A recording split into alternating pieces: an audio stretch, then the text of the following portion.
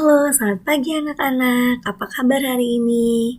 Bunda berharap semuanya dalam keadaan sehat dan baik-baik saja. Sebelum kita memulai pelajaran hari ini, kita mendengarkan lagu Indonesia Raya terlebih dahulu.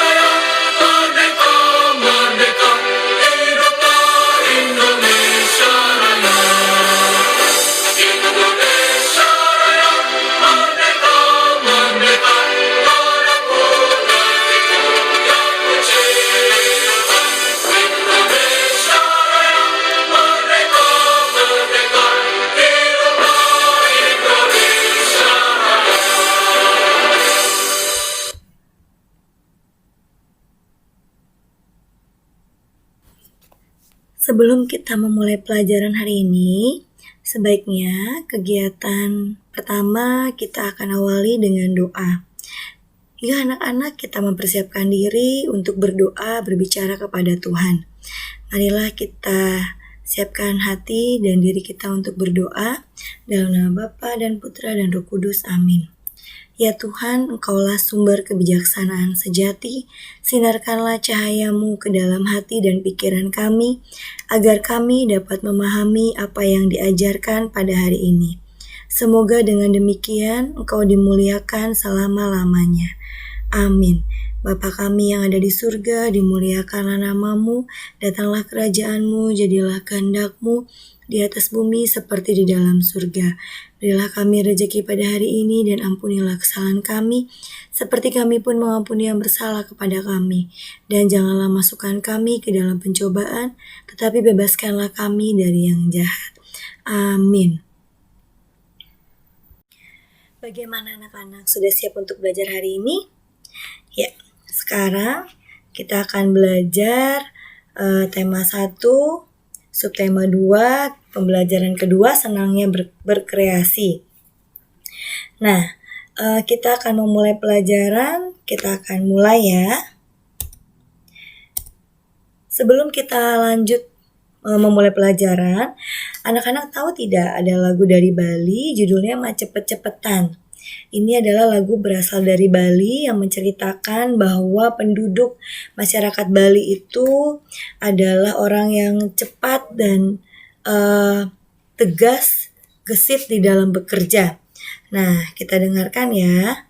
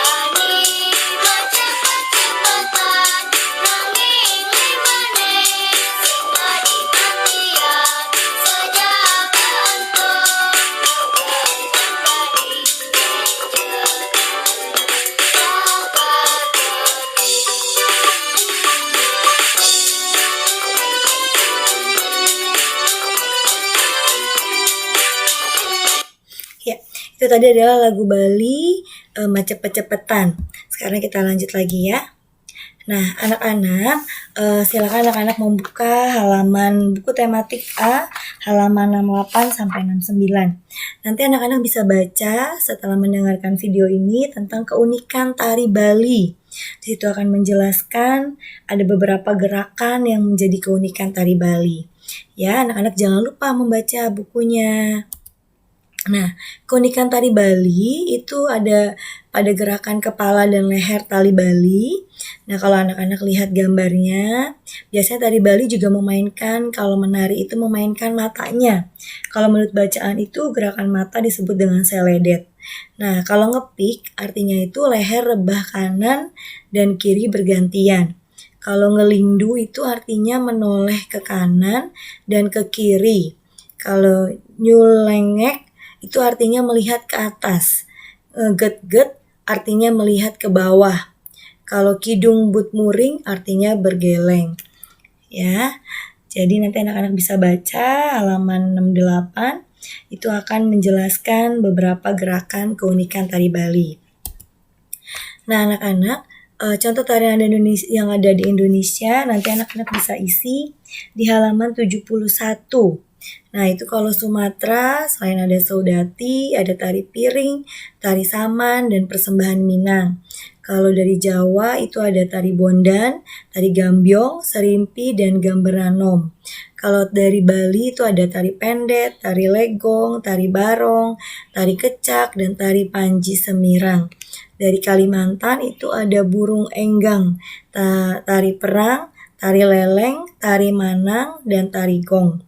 Kalau Papua itu ada tari perang, sajojo, musyah, dan tari selamat datang.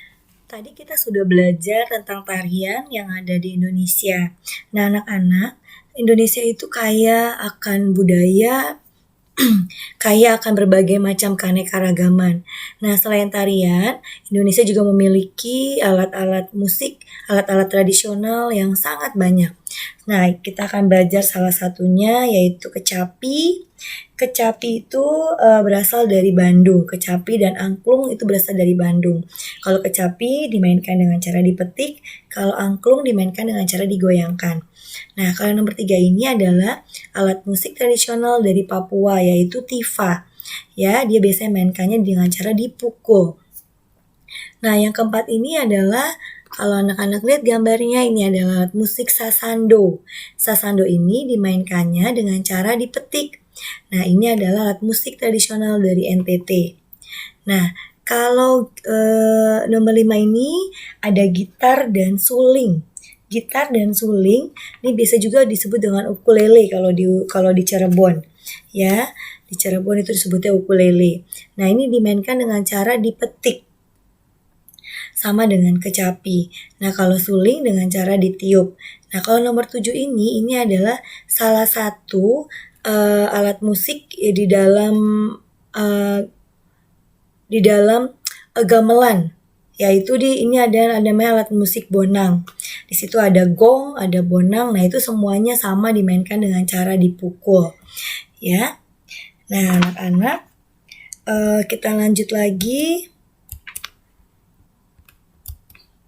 Nah, sekarang karena musik itu merupakan salah satu juga sumber bunyi, karena bunyi itu segala sesuatu yang dapat menghasilkan bunyi disebut dengan sumber bunyi.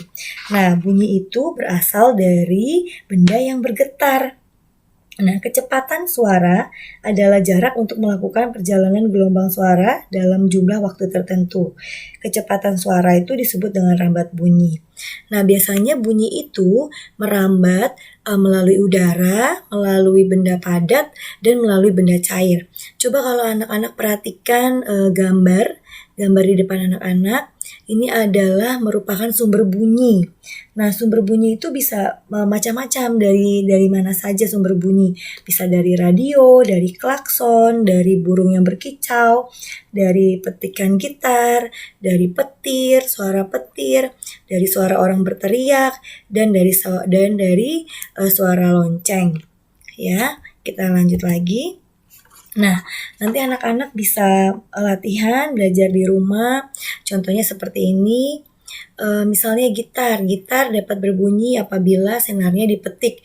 Petikan pada senar mengakibatkan senar gitar bergetar, karena getaran itulah bunyi dapat dihasilkan. Nanti anak-anak bisa tulis lagi di sini, misalnya gong. Gong dapat berbunyi apabila dipukul. Nah, pukulannya itu pukulan itu yang akan menentukan besar atau rendahnya suaranya, besar atau rendahnya bunyi, seperti itu ya. Sekarang anak-anak bisa perhatikan percobaan sederhana pada gambar berikut. Nah, kalau anak-anak lihat di sini ada dua anak yang berada di luar kelas, dia berteriak.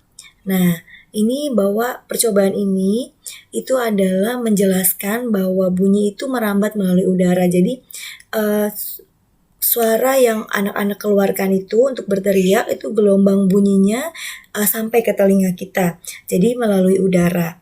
Ya, kalau yang kedua, percobaan kedua, kita lihat. Ini percobaan kedua itu adalah bahwa dua orang anak memegang tongkat.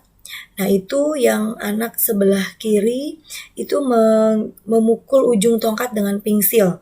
Maka nanti anak sebelah kanan itu akan mendengarkan bunyinya.